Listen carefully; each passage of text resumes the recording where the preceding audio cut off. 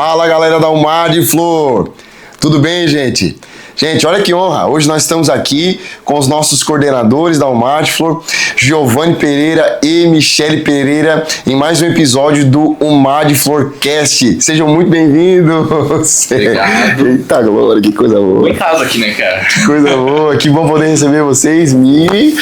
Coisa boa, o Beni tá lá. Daqui a pouquinho a gente já vai falar sobre o Beni. Gente, que bom receber vocês aqui. Glória a Deus por isso. Nós estamos ansiosos para essa conversa, para esse episódio. E nós temos certeza que o Espírito de Deus tem coisas grandes, coisas maravilhosas preparadas para esse episódio.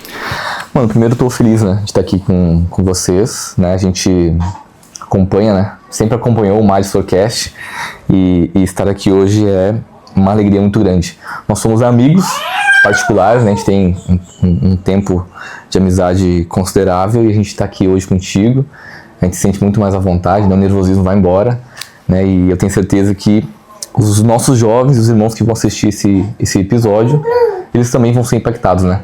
Por aquilo que a gente conversa, aquilo que eu sempre falei, né? A gente troca ideia, conversa sobre Bíblia, teologia, né? E se alguém estivesse ouvindo e hoje vai estar ouvindo, vai ser edificado, né? Eu tô aqui com a Mi e que é parte fundamental, né, do ministério da Umar, então a gente tá junto nesse propósito. Amém. É uma alegria estar aqui com vocês, né? E vamos ver, o nervosismo vai embora e a gente está aí para conversar um pouco, passar esse tempo e enquanto o Beni deixar, eu ficarei aqui. Gente, para começar a nossa conversa, nós gostaríamos de saber como começou a história de vocês, como vocês conheceram, aonde se conheceram e a gente tem, acho que todo mundo quer saber, né? Como que começou esse romance, amor? Então, mano, a história é longa, eu vou deixar para me complementar. Nós não somos daqui, né? Nós somos do Rio Grande do Sul. E eu conheci a Mia, assim, num tempo bem difícil da minha vida. Eu preciso ser sincero aqui, né? É um tempo bem difícil da minha vida, do meu ministério. E quando eu conheci ela, assim, não é porque ela tá aqui, né? A gente tá gravando esse podcast, agora é junho de 2026. Então é perto do Dia dos Namorados, né? Mas a gente tá aqui. A Mia foi uma bênção na minha vida, cara. Né? A Mia foi um presente de Deus que o Senhor me deu, né? E a gente sabe que ministério, ele é feito, sim, né, através da esposa da gente. Então, conhecer ela foi uma bênção de Deus. Eu conheci ela num momento muito conturbado, eu estava voltando para Jesus nessa época, né? E a Mia pode contar os detalhes. Bom, eu sou natural de Porto Xavier e o Giovanni é de Alegrete, né? Aí eram cidades diferentes. E eu estava em Cerro Largo finalizando a minha graduação. E meus pais foram transferidos, foram pastorear lá a Alegrete, ajudar o pastor. E eu também estava num momento assim bem conturbado, finalizando faculdade, sem saber o que eu ia fazer, quais os próximos passos que eu ia dar, né? Se eu ia voltar a morar com os meus pais. E aí eu fui para Alegrete, finalizei a minha faculdade. E cheguei na igreja, comecei a cooperar no coral e um dia lá na igreja nós estávamos num congresso, no final de congresso, ajudando na cozinha. Eita glória! Então, não, olha isso, olha o detalhe, olha o detalhe. E aí precisava dos jovens ali para lavar louça, secar louça. E eu fui secar a louça e de repente o Giovanni apareceu para secar a louça também. Eu sempre gostei de secar a louça. Sempre foi o meu ministério. Foi um chamado, né? E ali a gente só se olhou, né? Deu umas olhadinhas. Aí ele me adicionou depois no Facebook. Facebook estratégico. E aí só que eu estava assim, não estava no momento, assim, não queria, né, ninguém. E aí eu até brinquei com a minha irmã, os varões aqui da igreja estão adicionando. E aí logo ele me chamou no Messenger, e ele era muito intelectual, e começou a conversar, e falar sobre história, e faculdade. E aí a gente começou a conversar, e foi indo a conversa.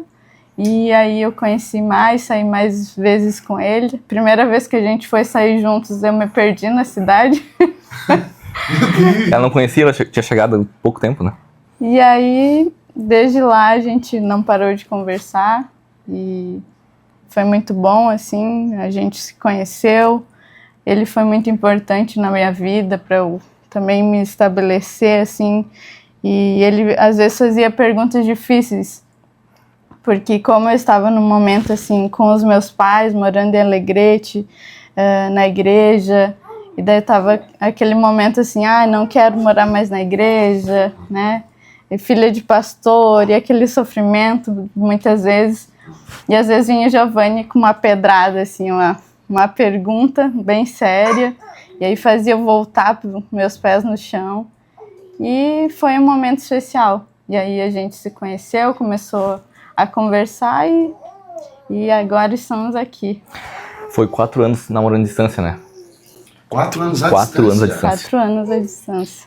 Nossa, que desafiador. Porque logo que eu conheci ele saiu para fazer a faculdade. Então ele foi para São Borja, eu fiquei lá. E aí depois de São Borja ele veio para Floripa, né? E eu fiquei lá. Então foram 4 anos bem difíceis, né? Um relacionamento à distância, é algo que não é recomendado porque dói mesmo. Mas estamos aqui, deu certo, para honra e glória do Senhor.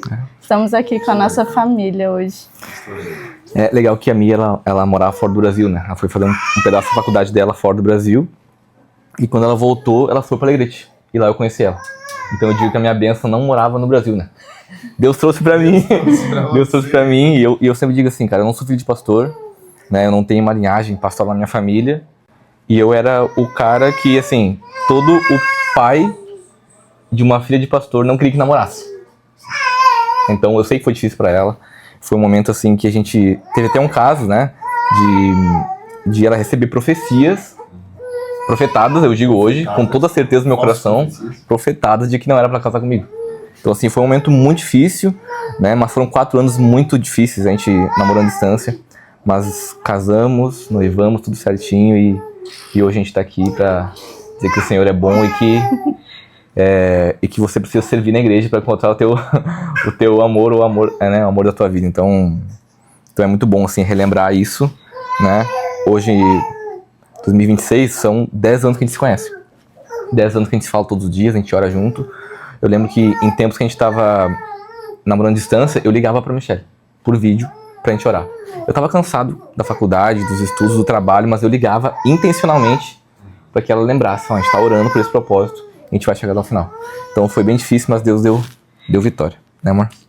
Te amo. Também te amo.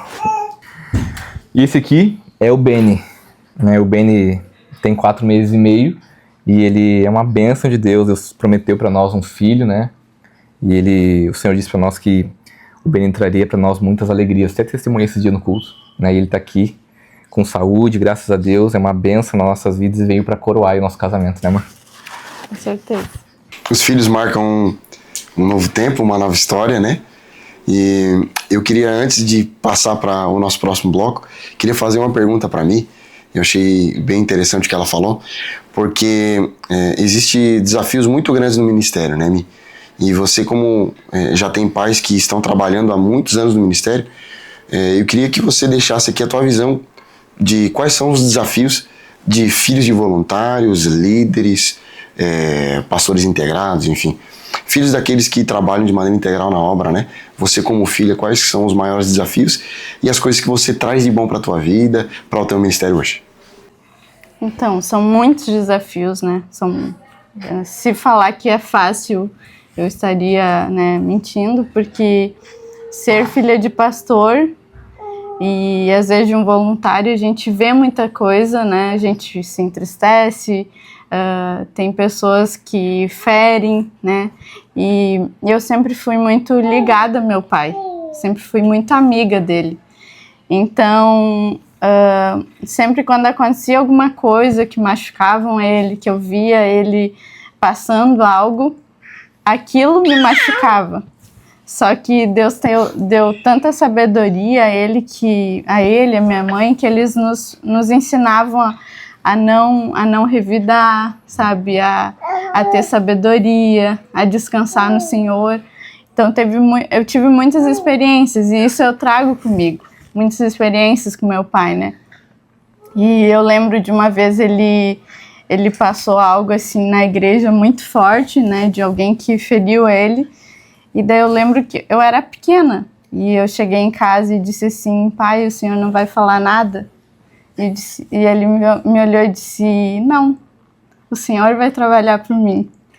E aí aquilo, eu era pequena e aquilo me marcou. E passou um tempo, 1 ano, 2 anos, não lembro, assim, o Senhor guardou meu pai, abençoou ele e aquela coisa, aquilo que tinham feito para ferir ele veio à tona, né? E aquilo me fez lembrar, meu Deus, como é bom esperar no Senhor, né? O Senhor na hora certa revela, na hora certa Ele traz à tona, né, o que precisa aparecer. Então, meu pai e minha mãe me ensinaram muito isso, me ensinaram sobre ministério, sobre perseverar, sobre descansar no Senhor, né? E eu sei que é difícil, a gente passa por muitos problemas na igreja, mas eu sei que maior é aquele que está conosco, né? A promessa que ele fez. E se eu pudesse dar um conselho para Michele lá de trás, né, eu falaria que vale a pena, né? Tudo valeu a pena. Hoje eu estou aqui, né? Estou aqui com meu esposo, com a minha família, servindo ao Senhor. Então eu sei que isso é resposta de Deus, resposta de oração, de aprendizado, né? De espera no Senhor. E recomendo esperar, descansar nele. E ele, na hora certa, ele faz tudo acontecer. Perseverança é a chave, né? Amém. Mano, tem uma parte da nossa vida que é muito importante, né? É aquele momento em que tudo muda. E eu quero te perguntar, como que foi o teu processo? Qual foi o momento em que Jesus transformou a tua vida, que você se entregou para Ele e que você entendeu que Ele estava te chamando? Não apenas para a conversão, mas também para o ministério.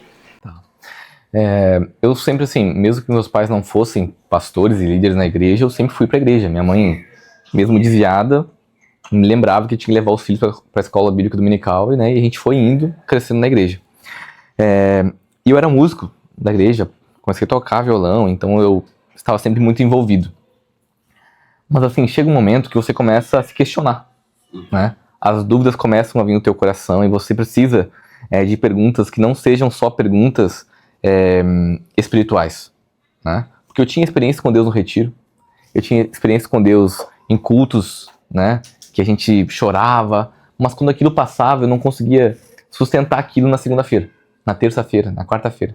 Então quando acabava um congresso, eu ficava esperando o próximo congresso para eu sentir aquilo de novo. Então a minha vida, durante muito tempo, foi um pêndulo, né? Eu sentia muita coisa, Deus falava comigo, usava os profetas, e eu não mantinha aquela chama acesa no meu coração. Só que chega um momento, né, que o Senhor ele nos para. E isso tem a ver também com o momento conturbado que eu passei, né? Passei por esse momento difícil, né? E quando eu estava no fundo do poço, assim, eu não quero entrar em detalhes aqui agora, mas quando eu estava no fundo do poço, né, as coisas foram bem difíceis. Eu tinha 20 anos. Então isso faz 10 anos, né? Eu tinha 20 anos. Eu lembro que no meu pior momento, num lugar que eu me envergonho de estar, que eu me envergonharia hoje de estar, com pessoas que não me levariam a um lugar legal, o Senhor foi lá e me encontrou. Eu não merecia, eu já não estava mais na igreja, eu não estava tocando meu instrumento, eu não tinha uma linhagem ministerial, e Deus foi lá, estendeu sua mão, entrou naquele buraco onde eu estava, e me chamou de filho. E quando a gente ouve isso do Senhor, as coisas mudam. Meu pai não é crente até hoje. Meu pai não é cristão até hoje, né? E quando Deus disse que eu era filho dele, que ele me conhecia o meu coração, conhecia os meus sonhos, conhecia quem eu era, aquilo mudou pra mim, Rodrigo. Eu conhecia um Deus Pai. Eu conhecia o Deus que vinha com fogo.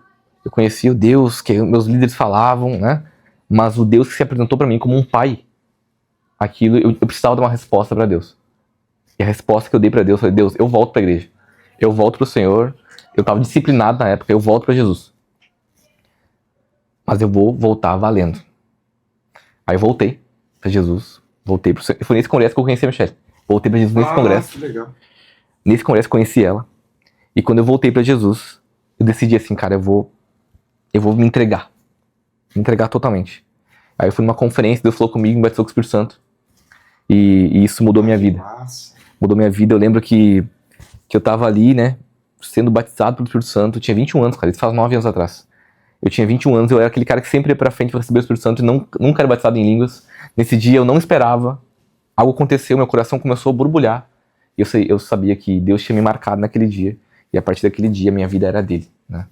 E aí, cara, eu falei assim, eu não posso errar onde eu sempre errei. Eu comecei a buscar o Senhor na segunda, na terça, na quarta, devocional. Eu estudei muito a Bíblia, li muito a Bíblia, peguei a pessoa de Cristo nas Escrituras e fui estudar a pessoa de Cristo, né? Eu tinha alguns amigos muçulmanos que a gente questionava, a gente se perguntava. Então, eu tive que mergulhar de fato no coração de Jesus para entender todas essas verdades.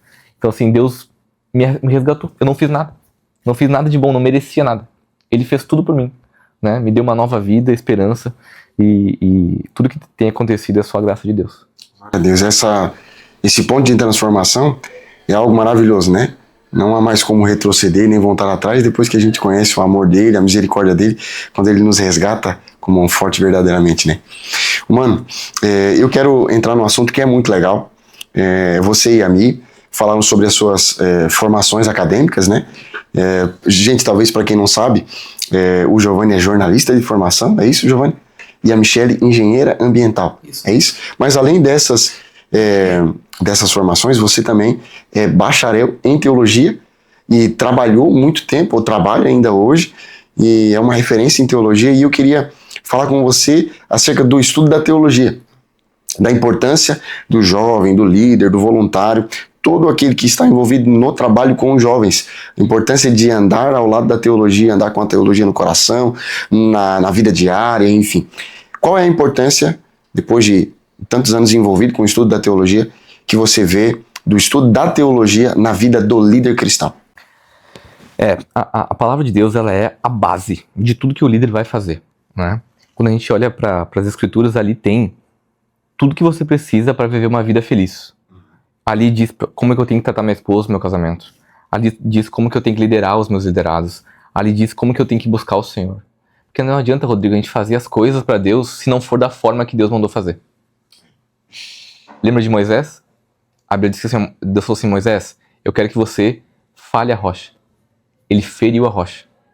Eu sempre falo desse pessoal, saiu água ou não saiu? Saiu. Né? Se o objetivo final naquele momento fosse só água, Moisés tinha acertado. Mas ele fez a coisa acontecer, mas da maneira errada. Às vezes a gente quer isso. Eu estou funcionando no ministério. O meu grupo de jovens está crescendo, né? As coisas estão acontecendo, o meu congresso é muito legal. O meu congresso tem as luzes legal, né? Eu trago um pregador de fora, as coisas acontecem. Mas às vezes não é a maneira que Deus mandou fazer. Então eu sempre guardo uma coisa no meu coração. Eu preciso fazer o que Deus mandou fazer da maneira de Deus. A maneira de Deus não é a minha maneira, né? E onde que eu encontro isso? Na palavra de Deus, né? Como você falou, trabalhei durante muitos anos na academia de pregadores, lá eu tive acesso, e eu louvo a Deus por isso, né? Eu sei que eu tive um acesso na academia de pregadores, que eu sou muito grato aos irmãos que até hoje estão lá. Hoje eu já saí, né? Mas assim, eu sou muito grato porque eu tive acesso à nossa teologia. Eu sempre estudei teologia, né? Desde cedo, assim, quando eu voltei para Jesus, eu estudei de verdade. Só que na internet, hoje a gente tem acesso a muitos pensadores que são reformados, né? Que é uma linha mais, assim, os grandes youtubers teólogos são reformados, né? Os que têm mais alcance são pessoas que são da teologia reformada, e nada contra, os caras escrevem muito bem, né? Produzem muito conteúdo teológico muito bom. Mas o que falta para o nosso povo, e eu digo isso agora para os nossos jovens, é um conhecimento da nossa teologia pentecostal. Concordo com você. E, Giovanni, qual que é a diferença disso? A teologia pentecostal, ela vai dar uma ênfase, né? Ela vai valorizar a pessoa do Espírito Santo muito mais do que as outras teologias. Então, é provável que muita gente que está nos ouvindo aqui agora não conhece teólogos pentecostais, nomes de teólogos pentecostais, pregadores pentecostais, youtubers pentecostais, né? Então, se eu me proponho a estar numa igreja pentecostal, eu preciso conhecer a base pentecostal.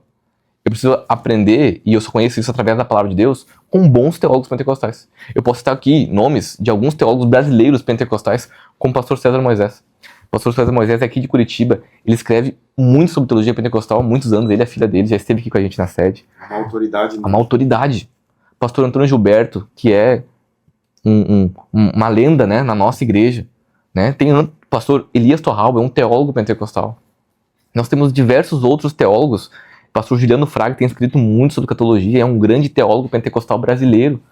Então, assim, Gutierrez Fernandes são muitos homens de Deus que têm escrito coisas maravilhosas sobre o Espírito Santo e às vezes a gente não tem acesso porque não sabe os nomes. Porque eu jogo na internet, eu vou achar só teólogos reformados. Então a gente precisa olhar para a palavra de Deus e o líder precisa saber disso, e até falei isso, né, nas nossas primeiras reuniões, que o Mártir esse ano vai trabalhar sobre isso. Né? Nós vamos alinhar a nossa teologia. A gente orou ao Senhor, né, Rodrigo? Eu tô falando aqui, cara, de coisas que nós oramos ao Senhor, né? Deus nos deu 3 palavras: alinhamento, crescimento e legado. Esses primeiros momentos na Almaty, nós vamos trabalhar só alinhamento. Alinhar a nossa teologia. Falei isso, cara. A nossa teologia tem que ser pentecostal. O que os líderes estão pregando lá na congregação? Tem que ser algo que valoriza a pessoa do Espírito.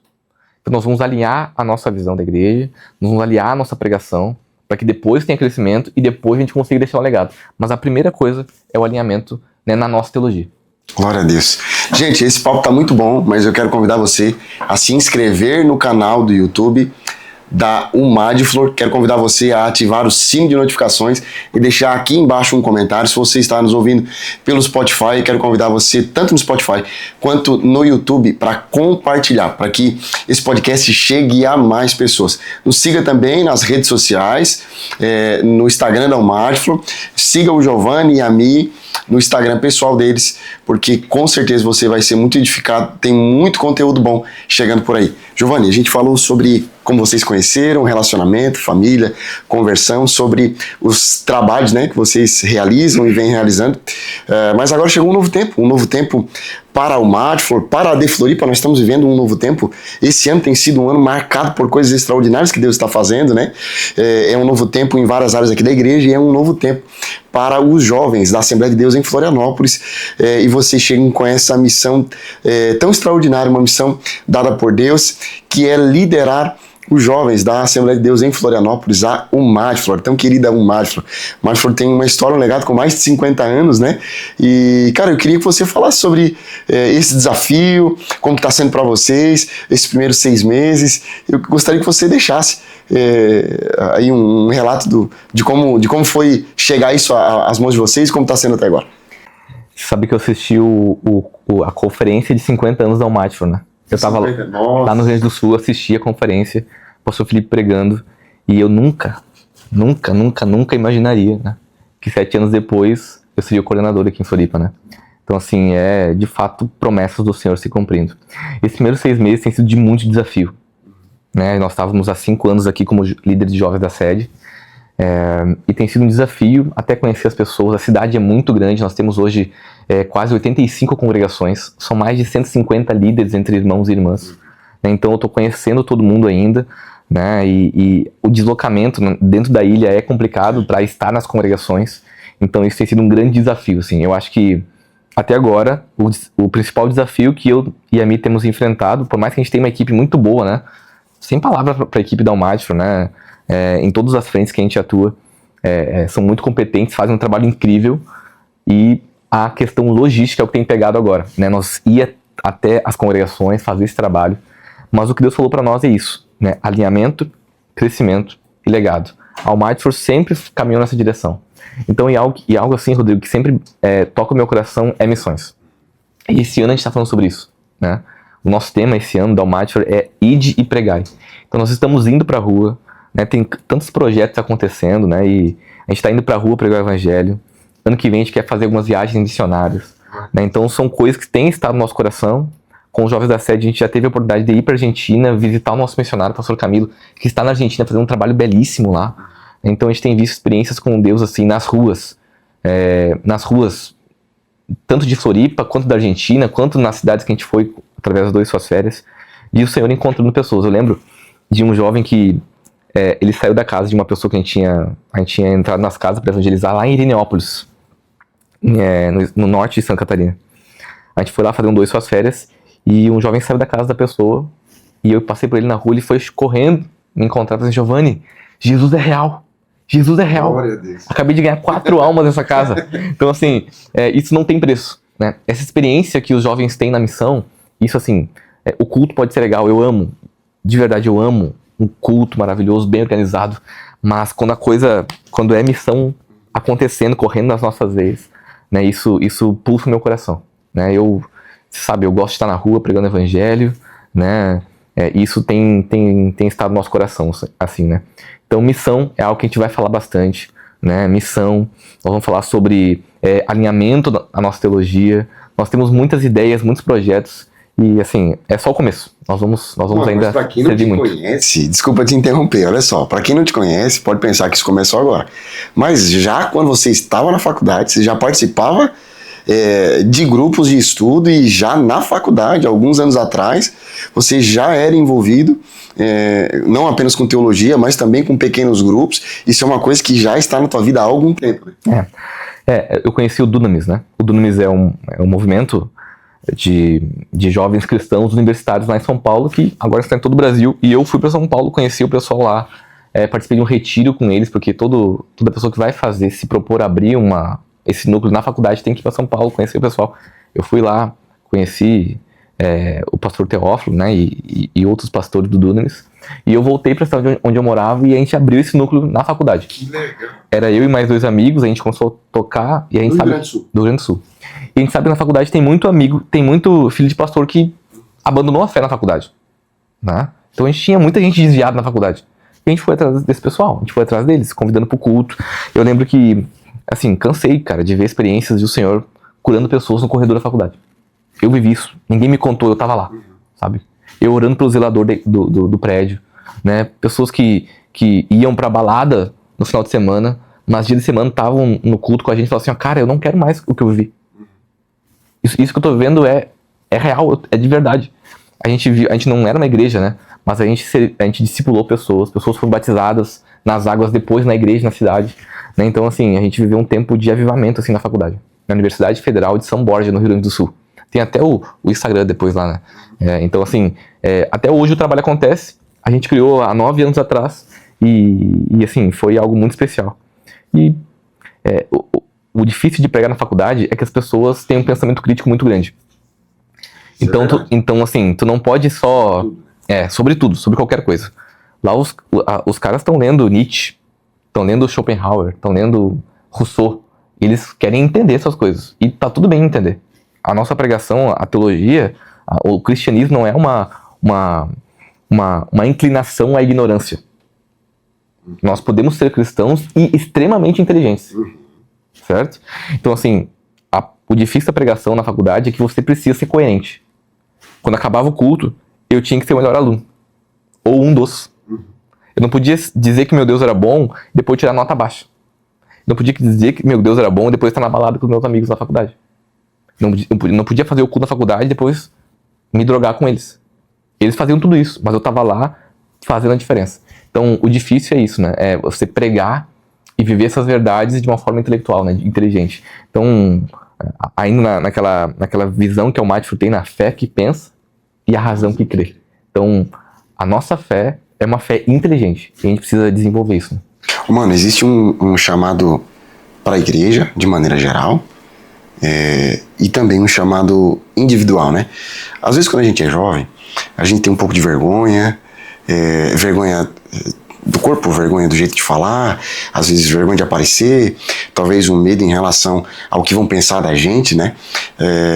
Eu queria que tu deixasse para os nossos jovens, não para os nossos jovens, mas para qualquer pessoa que for assistir esse podcast, uma mensagem sobre a importância de estar dentro dos lugares onde Deus nos plantou, principalmente na faculdade ou na escola, que são campos missionários, campos brancos missionários, né? Mesmo com vergonha, mesmo não sabendo direito falar, talvez não conhecendo tudo, mas qual que é a importância de a gente estar lá, cara? A importância é 100%, né, mano? Precisa estar lá. Nosso pastor aqui sempre fala, né, que a igreja não precisa de políticos, por exemplo. Sim. Não precisa. Não precisa. É Deus que luta pela igreja. Mas é importante ter políticos nesses ambientes. Políticos que pensam a fé cristã. A gente não precisa de advogados. Mas é muito bom que tenha um advogado que é cristão. Médicos. né? A gente fala e a gente incentiva que o jovem tenha um ministério na igreja, e isso é maravilhoso, né? Mas até saiu uma pesquisa recentemente que apenas 5% das pessoas irão ter um ministério de tempo integral na igreja. Então, muito provavelmente, 95% das pessoas que ouvem a pregação do evangelho é o cara que vai ter uma empresa, é a pessoa que vai passar num concurso, é a pessoa que vai fazer uma faculdade e vai abrir um pequeno negócio. Pessoas que estão em diversos ambientes, mas são cristãs, a ponto de viverem a sua fé nesses ambientes. Então, se todo mundo for pregar, quem é que vai abrir a empresa e ganhar dinheiro para enviar para o missionário? Se todo mundo for louvar, quem é que vai ficar orando na igreja? Então a gente precisa entender essa visão integral da igreja. Nós precisamos entender que a igreja é corpo. Tem gente que vai, tem gente que vai ficar, tem gente que vai ir, tem gente que vai só orar. E só orar, né? Você vai orar para que Deus abençoe no campo missionário. Então a ideia é que a gente entenda que... E uma coisa que eu sempre falo sobre propósito, né? Às vezes a gente fica sempre se perguntando para Deus: Deus, qual que é o meu propósito? Qual que é o meu propósito? Deus, qual que é o meu propósito? Às vezes a gente tem que mudar a pergunta, Rodrigo. A gente pergunta: Deus, qual que é o teu propósito? Nossa. Porque assim, eu descubro o meu propósito Que coisa linda. quando eu me envolvo com o propósito de Deus. Eu nunca perguntei pra Deus: Deus, o que eu tenho que fazer? Deus me disse, desceu um anjo do céu falando: tem que liderar. Não. Eu vi a necessidade. Eu vi a necessidade da igreja e me envolvi nisso. Então, enquanto você não recebe de Deus uma visão específica daquilo que você precisa fazer, você vê a necessidade e serve. Então, Deus está fazendo alguma coisa no Brasil. Deus está fazendo alguma coisa na Terra. A pergunta não é: Deus, qual que é o meu propósito? É como se Deus estivesse perguntando para você assim, ó, tá, e o meu propósito? Então, a gente tem que se encontrar no propósito de Deus. E quando eu me encontro no propósito de Deus, eu encontro meu propósito. É só a cereja do bolo. Mas assim, até uma pessoa fala assim: cara, eu quero estar fazendo aquilo que Deus está fazendo. Se a visão de Deus, o pastor Adilson falou hoje no culto, né? A visão de Deus ainda é pessoas. Se Deus está fazendo alguma coisa, eu quero participar disso de alguma forma. Deus não me deixa de fora daquilo que o Senhor está fazendo. Deus está fazendo uma coisa em Cuba, com as viúvas de Cuba, que a nossa igreja ajuda. Deus está fazendo alguma coisa na América. Deus está fazendo alguma coisa no sertão nordestino. Deus está fazendo alguma coisa. Até falei com o Gili, né, nosso amigo particular, que tem um projeto missionário muito bonito, né? E assim, cara, a gente está fazendo uma coisa. Deus está fazendo uma coisa, a gente precisa estar junto. E aí, se é pregar, eu prego. Se é cantar, eu canto. Se é liderar, eu lidero. Se é dar glória a Deus, eu dou glória a Deus. Se abre uma empresa para investir em missão, eu abro uma empresa e invisto em missão. Mas a pergunta é: o que Deus está fazendo na Terra? E quando eu encontro isso, eu não pergunto mais para Deus: Deus, e o meu chamado? Deus, e a minha promessa? Cara, vai acontecer. Deus falou. Deus falou. Mas enquanto isso não acontece, serve. Olha a necessidade da igreja e se envolve. E Deus vai fazendo todas as coisas acontecer no seu tempo. É trabalhando que a gente vai descobrindo, né? Tem um texto muito lindo que eu amo, um texto que Lucas escreve em Atos: vocês serão cheios do Espírito Santo para serem minhas testemunhas. Atos 1:8. É um texto maravilhoso. Nós precisamos testemunhar, ser testemunhas de Cristo, né? Eu acho isso lindo. Mano, tem uma marca no ministério de vocês, dentro desses 5 anos que vocês estão trabalhando, não apenas na sede, mas na Almar-Flor, né? E existe uma marca que vem já na Almar-Flor desde, acho que do pastor Felipe Sequinel, né? Que é as missões urbanas. Então eu acho que é algo que com certeza influenciou o ministério de vocês. E eu queria que você falasse um pouco sobre o projeto da Almar-Flor, de missões e sobre as missões urbanas. Eu vejo em vocês, na liderança de vocês, é como se a gente estivesse em uma casa por vez. É como se a gente fosse usado para estar nas ruas, né? Falando com aqueles que ninguém quer falar. Eu vejo da importância, né? É como a parábola diz: olha, um senhor tinha uma festa para fazer e tinha uma mesa posta, os convidados não vieram, né? Mas então sai, diz pro servo: ó, servo, vai nos valados, vai nas ruas, né?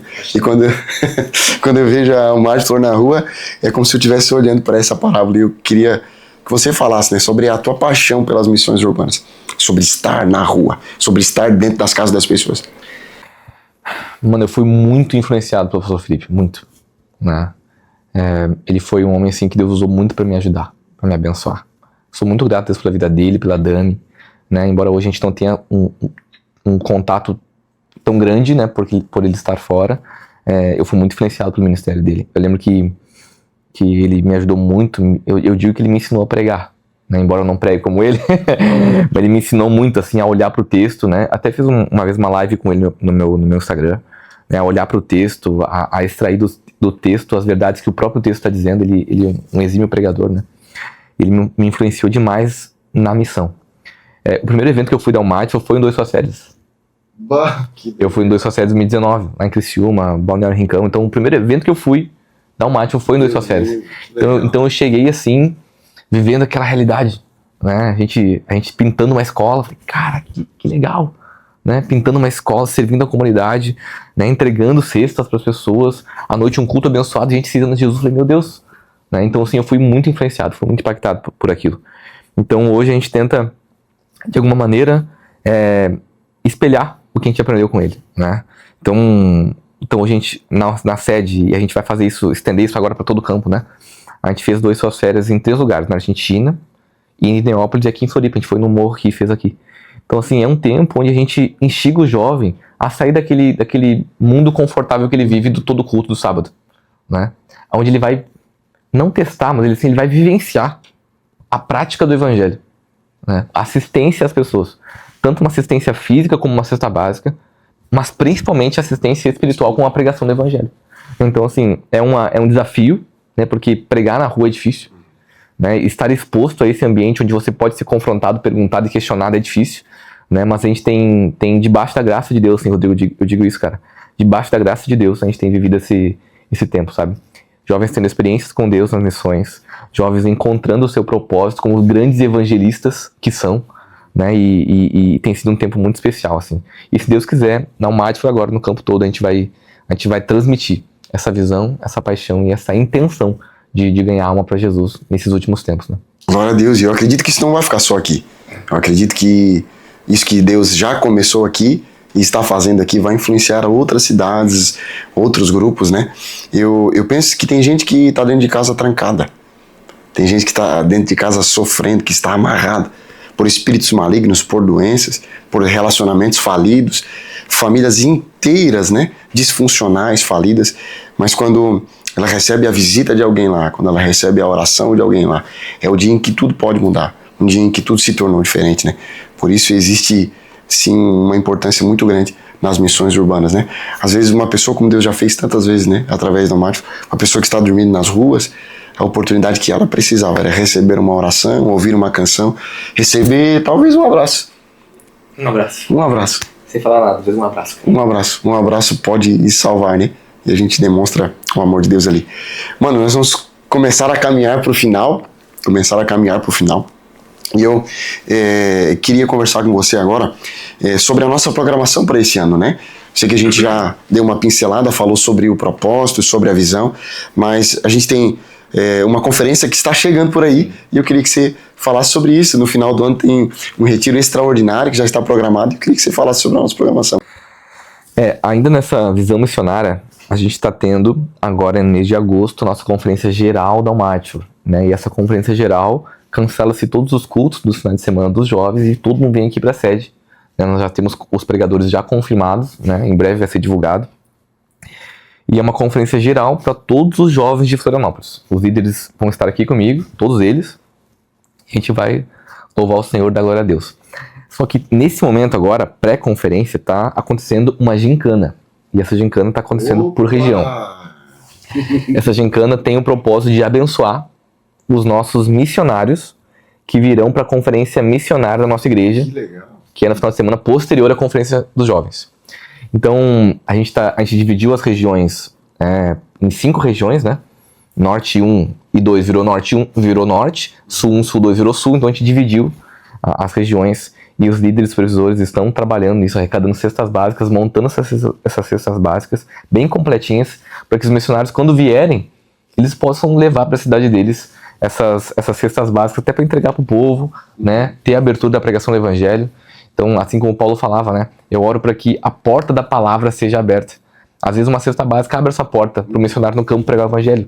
Então a gente está trabalhando com essa visão e todos os jovens estão empenhados nisso, trabalhando para que a gente consiga levantar o maior número possível de cesta básica até a conferência. Então a conferência acontece 8 e 9 de agosto. no mês de agosto, né? No mês de setembro, a gente vai para a Conferência Influência, que é a conferência geral de jovens do nosso estado, né? Vamos estar lá em Blumenau com nossos pastores gerais de jovens do campo, e vai ser muito especial também. A gente está programando algo muito especial também para o Setembro Amarelo. Que legal. O Setembro Amarelo, agora em setembro, a gente vai proclamar o nome de Jesus para pessoas que sofrem, né, com pensamentos de suicídio, então depressão. Então são coisas que a gente vai trabalhar ainda.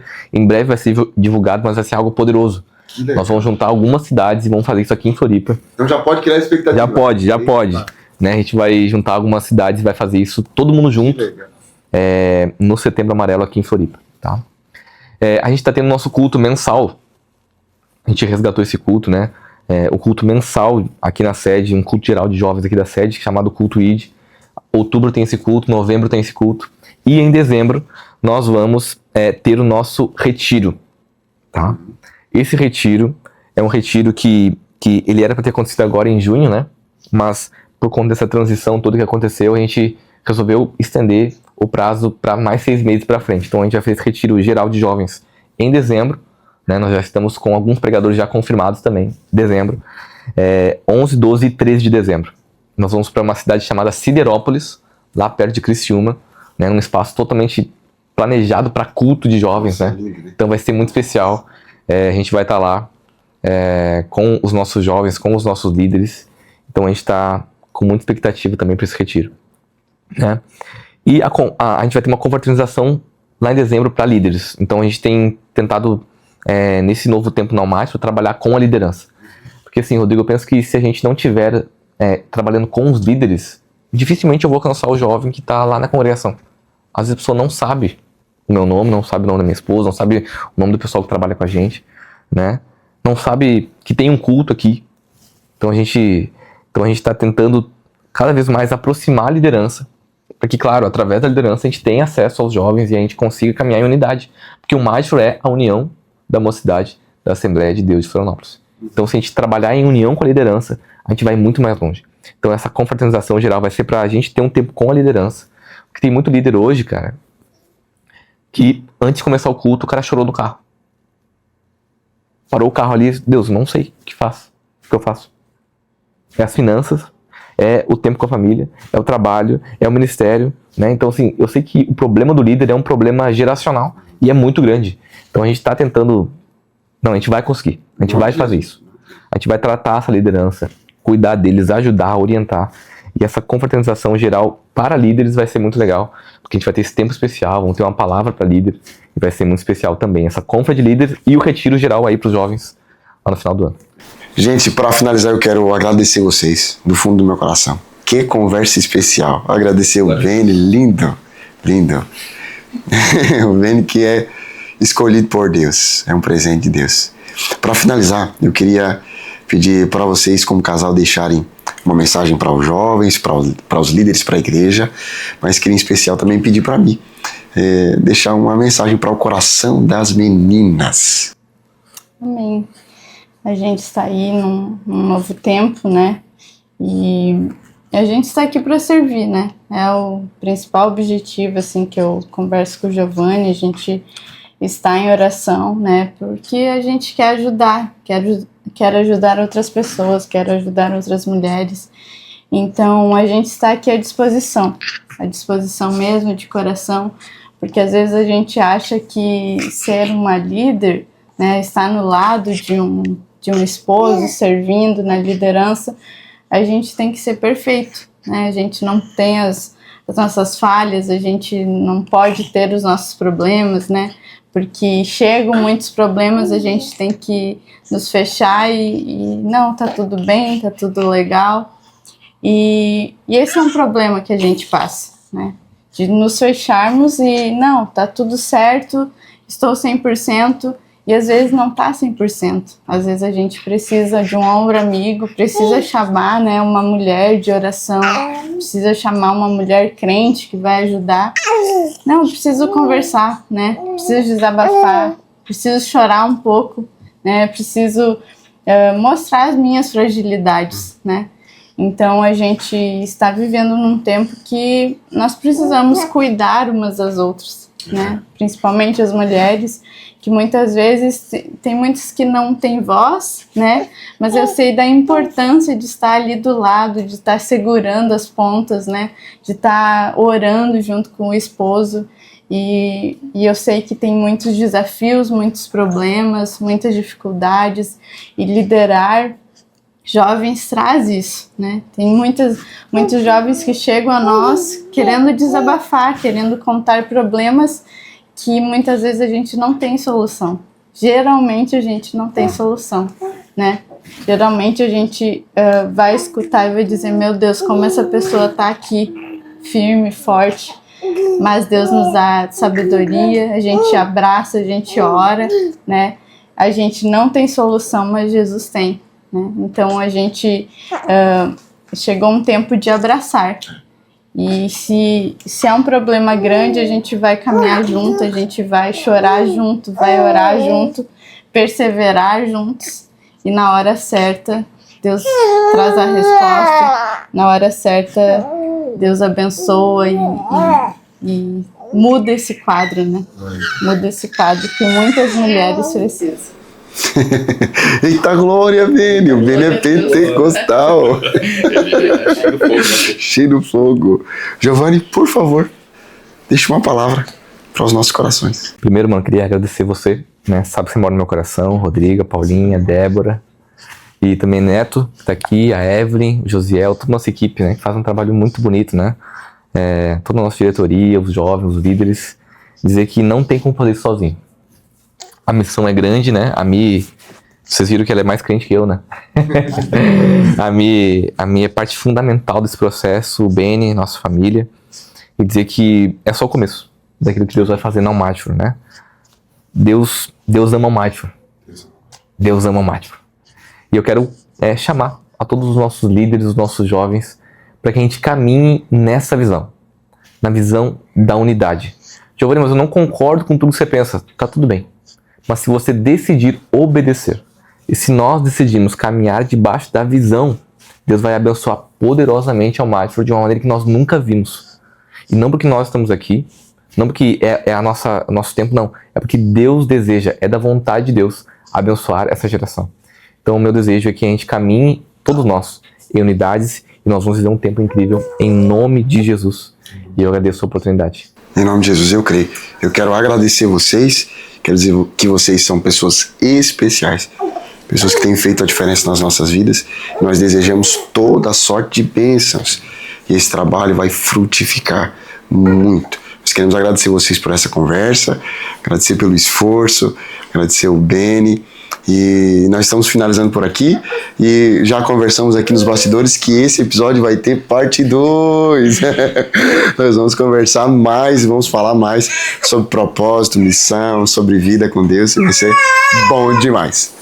Muito obrigado por ter nos acompanhado até aqui. Esse foi mais um episódio do Mad Forecast. Deus abençoe a sua vida grandemente. Um beijo no teu coração. Até o próximo episódio.